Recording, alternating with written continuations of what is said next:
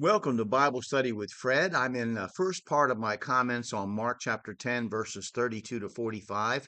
Um, and I'm hoping we can have a Bible study seated across the table from each other with our Bibles open.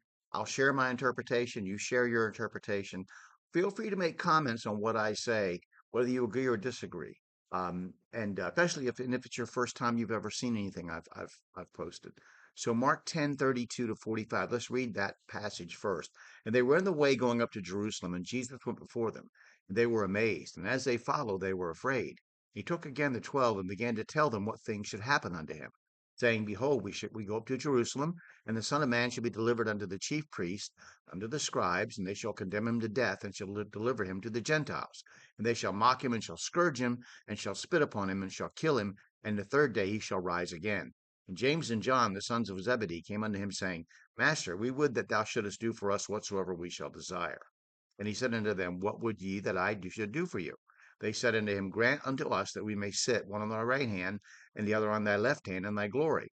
But Jesus said unto them, You know not what ye ask. Can ye drink of the cup that I drink of, be baptized with the baptism that I am baptized with? And they said unto him, We can. And Jesus said unto them, Ye shall indeed drink of the cup that I drink of, and with the baptism that I am baptized withal shall ye be baptized. But to sit on my right hand and on my left hand is not mine to give, but it shall be given to them for whom it is prepared. When the 10 heard it, they began to be much displeased with James and John. But Jesus called them to him and saith unto them, You know that they which are accounted to rule over the Gentiles exercise lordship over them, and their great ones exercise authority upon them. But so shall it not be among you. But whosoever will be great among you shall be your minister, and whosoever of you will be the chiefest shall be servant of all. For even the Son of Man came not to be ministered unto, but to minister, and to give his life a ransom for many. Now let's read the part one of this. It's going to be verses 32 to 34. And they were in the way going up to Jerusalem, and Jesus went before them. And they were amazed, and as they followed, they were afraid. And he took again the 12 and began to tell them what things should happen unto him, saying, Behold, we go up to Jerusalem, and the Son of Man shall be delivered unto the chief priests and unto the scribes, and they shall condemn him to death, and shall deliver him to the Gentiles. And they shall mock him, and shall scourge him, and shall spit upon him, and shall kill him, and the third day he shall rise again. Now Psalm 22:7 says, All they that see me laugh me to scorn. They shoot out the lip, they shake the head, saying, and then Isaiah 53:5 says, But he was wounded for our transgressions, he was bruised for our iniquities. The chastisement of our peace was upon him, and with his stripes we are healed. Isaiah 50, verse 6 says, I gave my back to the smiters and my cheeks to them that plucked off the hair. I hid not my face from shame and spitting. Jesus reveals here that he knows where it will happen, who will do it, and what will happen 3 days later. Read the context from which the following verses are drawn. Genesis 22:4 says, Then on the third day Abraham lifted up his eyes and saw the place afar off. Now Abraham goes to sacrifice the son God promised him at God's command, just as God will sacrifice his own son, who is himself in the flesh. Genesis 40:20.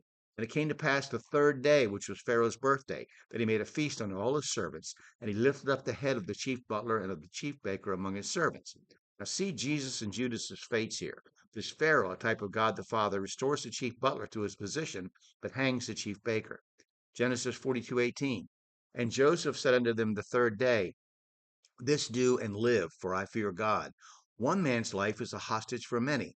Jesus takes our place in judgment. Simeon is a type of the law, providing only a temporary means of salvation until the younger brother Benjamin, a type of grace, comes in, and Joseph, a type of Christ, reveals himself to his brethren, and their salvation is made sure. This is typical of a double prophecy, looking forward to the resurrection and to the great tribulation. And then 2 Kings 20, verse 8. And Hezekiah said unto Isaiah, What shall be the sign that the Lord will heal me, that I shall go up into the house of the Lord the third day? See, a sign is given. Time goes backwards to show Hezekiah where he will recover. The miracle defies the laws of physics and all that science believes. Time doesn't reverse itself. The sign of the resurrection is an even more startling miracle, a complete reversal of all we believe about death. Jesus is flayed alive, tortured, and executed on a cross, and is 100% dead as a human, but comes back from the grave. Hosea 6:2. After 2 days will he revive us, and the third day he will raise us up, and we shall live in his sight. What could be a more clear pre-telling of the resurrection of Jesus Christ and of the Jewish people as the millennial reign of Christ begins on earth, keeping in mind 2 Peter 3:8. Much of the Bible is a closed book if you don't hold to the premillennialism of the early church. So I'm going to stop there and we're going to pick it up in verse 2 for chapter 2 for verses 35, beginning there and the next.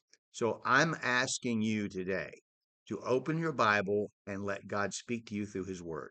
I'm asking you also a separate time to study your Bible um, and cross-reference the verses. And in both situations, I'm asking you to ask God for wisdom and understanding as you do it and share your interpretation with someone else. Now, you can purchase my comments on Amazon, and I hope you do, or you can read them for free on blogger.com, which I'll post below. But if you watch this video this far, please click like and subscribe or follow and share the video with someone else. And feel free to make comments on what I've said. All right? Thank you.